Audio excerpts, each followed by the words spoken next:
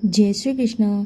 सुनते हैं अपरा एकादशी या फिर जेठ माह के कृष्ण पक्ष को पड़ने वाली एकादशी की व्रत कथा।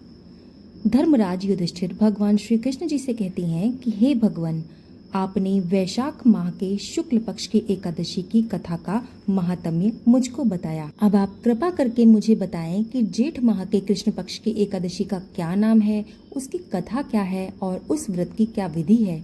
ये सब भी मुझे विस्तार पूर्वक कहिए। भगवान श्री कृष्ण जी कहते हैं कि हे राजन, जेठ माह के कृष्ण पक्ष की एकादशी को अचला एकादशी या फिर अपरा एकादशी दोनों ही नामों से जाना जाता है, क्योंकि ये अपार धन देने वाली है। जो मनुष्य इस व्रत को करते हैं वे संसार में प्रसिद्ध हो जाते हैं। इस दिन भगवान त्रिविक्रम की पूजा की जाती है। भगवान त्रिविक्रम में भगवान विष्णु, भगवान विट्ठल और बालाजी के दर्शन होते हैं। अपरा एकादशी के व्रत के प्रभाव से ब्रह्म हत्या, भूत योनि, दूसरों की निंदा आदि सभी पापों से आप मुक्त हो जाते हैं।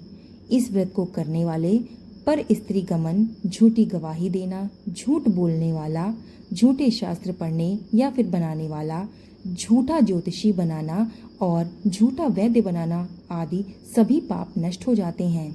जो क्षत्रिय युद्ध से भाग जाएं वो नरकगामी होते हैं, परंतु अपरा एकादशी के व्रत करने से वे भी स्वर्ग को प्राप्त होते हैं। जो शिष्य गुरु से शिक्षा ग्रहण करते हैं फिर भी उस गुरु की निंदा करते हैं वे अवश्य ही नरक में जाते हैं, मगर अपरा एकादशी के व्रत करने से इन्हें भी इस पाप से मुक्ति मिल जाती है। जो फल तीनों पुष्कर में कार्तिक पूर्णिमा को स्नान करने से या गंगा तट पर पितरों को पिंडदान करने से प्राप्त होता है, वही फल अपरा एकादशी के व्रत को करने से प्राप्त हो जाता है। मकर के सूर्य में प्रयागराज के स्नान से, शिवरात्रि के व्रत करने से, सिंह राशि के बृहस्पति में गोमती नदी के स्नान करने से, कुंभ में केदारनाथ के दर्शन या फिर बद्रीनाथ के दर्शन, सूर्य ग्रहण में कुरुक्षेत्र में स्नान करने से, स्वर्ण दान करने से अथवा अर्ध प्रसूता गोदान से जो फल मिलता है वही फल अपरा एकादशी के व्रत के मात्र से ही मिल जाता है। ये व्रत पाप रूपी वृक्ष को काटने के लिए एक कुल्हाड़ी का रूप है। पाप रूपी ईंधन को जलाने के लिए अग्नि, पाप रूपी अंधकार को मिटाने के लिए सूर्य के समान, मृगों को मारने के लिए सिंह के समान है। अतः मनुष्य को पापों से डरते हुए इस व्रत को अवश्य करना चाहिए। अपरा एकादशी का व्रत तथा भगवान का पूजन करने से मनुष्य सब पापों से छूटकर विष्णु लोक को जाता है।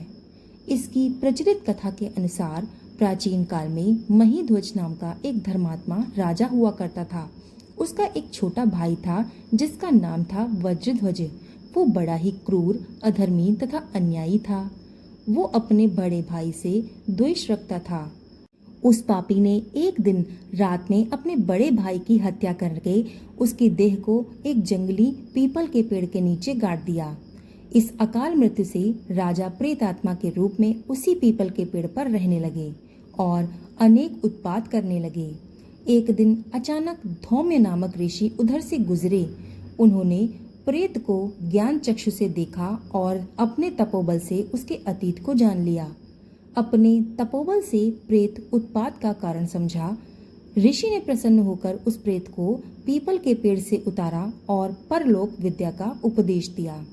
दयालु ऋषि ने राजा को प्रेत योनि से मुक्ति के लिए स्वयं ही अपरा एकादशी का व्रत किया और उसे अगति से छुड़ाने के लिए अपना पुण्य उस प्रेत को अर्पित कर दिया। इस पुण्य के प्रभाव से राजा की प्रेत योनि मुक्त हो गई और वो ऋषि को सब प्रेम धन्यवाद देता हुआ दिव्य देह को धारण करके पुष्पक विमान में बैठकर स्वर्ग की ओर चला गया।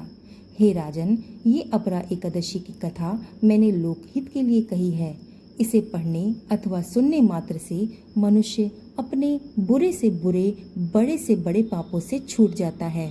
तो ये थी अपरा एकादशी की व्रत कथा।